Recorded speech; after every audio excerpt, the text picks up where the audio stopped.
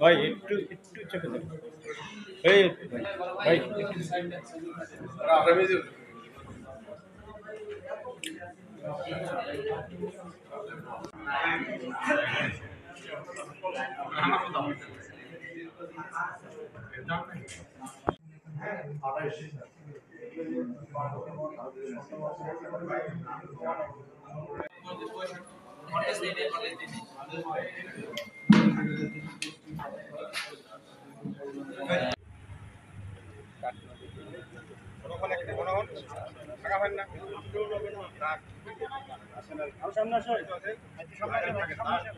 ভাই একটু প্রিয় সাংবাদিক ভাইরা, আসসালামু আলাইকুম।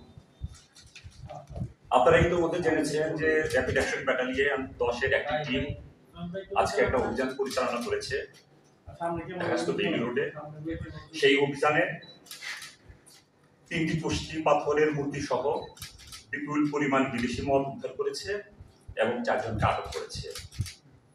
আপনারা জানেন, এলিট ফোর্স হিসেবে র্যাব আত্মপ্রকাশের প্রতিষ্ঠার লগ্ন থেকেই আইনের শাসন সমুন্নত রেখে দেশের সকল নাগরিকের নিরাপত্তা সুনিশ্চিত করার লক্ষ্যে অপরাধ চিহ্নিতকরণ, প্রতিরোধ, শাস্তি, শান্তি ও জনশৃঙ্খলা রক্ষায় কাজ করে যাচ্ছে।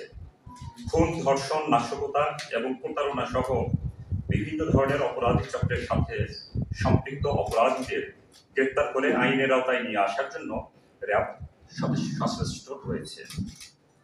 এছাড়া র্যাব বিভিন্ন সময়ে প্রত্নতত্ত্ব পাচার ও মাদক দ্রব্য বিস্তার রোধে প্রত্নতত্ত্ব ও মাদক ব্যবসায়ীদের গ্রেপ্তার করে আইনের আওতায় নিয়ে এসে জনগণের সুনাম অর্জন করতে সক্ষম হয়েছে।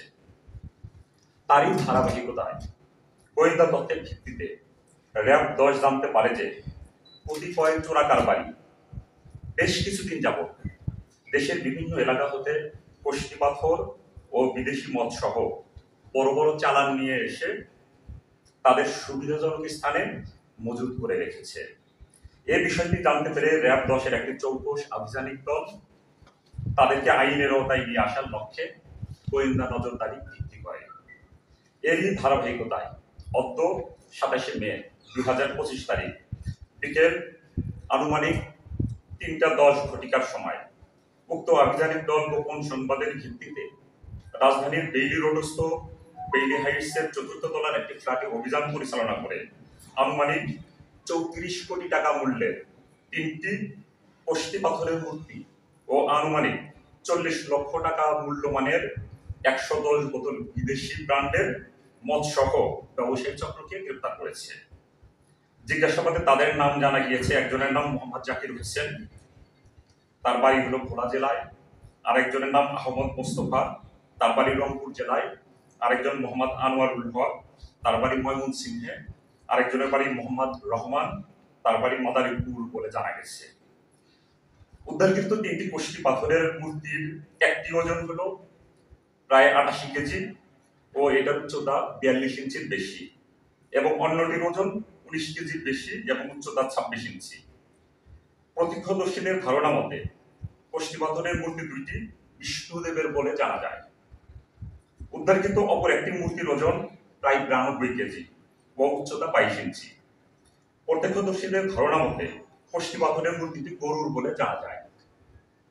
তবে উদ্ধার করা মূর্তিগুলো প্রাথমিকভাবে রাজেন্দ্রপুর বাজারের স্বর্ণ ব্যবসায়ী দিয়ে পরীক্ষা করে পুষ্টি পাথরের মূর্তি বলে নিশ্চিত হওয়া গেছে। প্রাথমিক জিজ্ঞাসাবাদে জানা যায়, গ্রেপ্তারকৃত আসামিগণ পরস্পর যোগ সাজসে দেশের বিভিন্ন এলাকা থেকে অবৈধভাবে পুষ্টি পাথরের মূর্তি ও বিদেশি মদ সহ বিভিন্ন মাদকদ্রব্য সংগ্রহ করে চোরাচালানের মাধ্যমে পাচার করত। মূলত তারা স্বল্প সময়ে অধিক অর্থ উপার্জনের জন্য এই সিন্ডিকেট গড়ে তুলেছে। আপনারা জানেন, এই মূর্তিগুলো শুধু প্রাচীন শিল্পকলার নিদর্শন নয়, বরং আমাদের ইতিহাস, ঐতিহ্য এবং সাংস্কৃতিক পরিচয় বহন করে। শত শত বছর আগে প্রত্নতাত্ত্বিক ঐতিহ্য বহনকারী এই পুষ্টি পাথরের মূর্তিগুলো আমাদের অতীত সভ্যতা, ধর্মীয় বিশ্বাস এবং শিল্পবোধের সঙ্গে ওতপ্রোতভাবে জড়িত। এদের সংরক্ষণ কেবল একটি প্রশাসনিক কর্তব্য নয়, এটি জাতির প্রতি একটি নৈতিক দায়বদ্ধতা। আমরা চাই এসব ঐতিহাসিক নিদর্শনগুলো রাষ্ট্রীয়ভাবে সংরক্ষিত হোক, যাতে সাধারণ দর্শক, গবেষক এবং ভবিষ্যৎ প্রজন্ম এগুলো থেকে শিক্ষা ও অনুপ্রেরণা নিতে পারে। মূর্তিগুলো জাদুঘরে সংরক্ষণের ফলে সাধারণ জনগণকে দেখার সুযোগ করে দিলে আমাদের ভবিষ্যৎ প্রজন্মের মধ্যে ইতিহাস ও সংস্কৃতির চেতনা জাগ্রত হবে। গ্রেপ্তারকৃত আসামিদের বিরুদ্ধে আইনানুগ ব্যবস্থা গ্রহণের কার্যক্রম প্রক্রিয়াধীন। সকলকে ধন্যবাদ।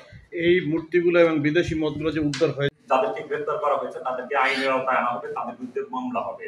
মামলা হওয়ার পরে একটা তদন্ত হবে, তদন্ত করে দেখা যাবে যে এই বিদেশি মদগুলো তারা আসলে কোথা থেকে নিয়ে আসে এবং এগুলো আসলে কোথায় তাদের পৌঁছানোর কথা ছিল, অর্থাৎ কাদের কাছে এনেছে এবং কাদের কাছে পৌঁছানোর কথা ছিল তাদেরকেও আইনের আওতায় আনা হবে।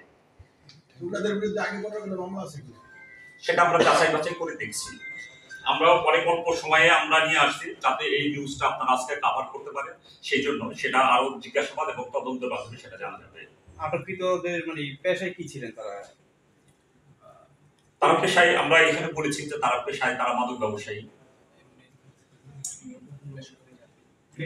কেউ কেউ আবার বেসরকারি চাকরির সাথেও জড়িত করে, সাইড বিজনেস হিসেবে মাদক ব্যবসাটাকে তারা নিয়ে নেয়।